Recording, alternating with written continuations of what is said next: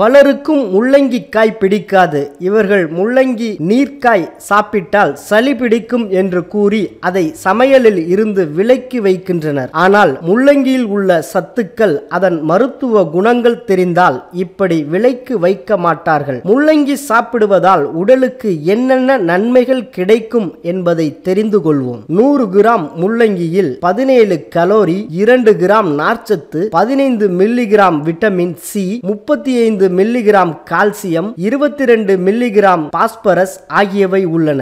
Vitamin C அதிக அளவில் இருக்கும் காய்கறிகளில் முள்ளங்கியும் ஒன்று. முள்ளங்கியை சாதத்துடன் சேர்த்து சாப்பிடும் போது அதில் உள்ள மாவுச்சத்து எளிதாக செரிமானம் ஆவது மட்டுமல்லாமல் செரிமான பிரச்சனையையும் குணமாக்கும். மேலும் இரத்தத்தில் கெட்ட கொழுப்புகள் சேர்வதை தடுக்கின்றன. முள்ளங்கி சாறு மூல நோய்களை குணப்படுத்தும் தன்மை கொண்டது. அதேபோல சிறுநீரக கற்கள் பாதிப்பால் அவதிப்படுபவர்களுக்கு முழு நிவாரணம் தருகின்றன. முள்ளங்கியை நன்றாக வேக வைத்து அந்த நீரை வடிகட்டி குடித்து வர சிறுநீரக கற்கள் முற்றிலும் கரைந்து போகும். முள்ளங்கியில் உள்ள கந்தக சத்து பித்த நீரை நன்றாக சுரக்கச் செய்யும். இதனால் குடல் சம்பந்தப்பட்ட தொந்தரவுகள் விலகின்றன. கல்லீரல் பிரச்சனைகள் இருந்தாலும் அவற்றை குணமாக்கும். கிருமி தொற்று காரணமாக ஏற்படும் தொண்டை வலி, நாவறட்சி போன்றவற்றை தீர்க்கும் சக்தி முள்ளங்கிக்கு உண்டு. முள்ளங்கி சாறை இளம் சூட்டில் காலையில் குடித்து வர குடல் வளம் அதிகரிக்கும், பேச்சு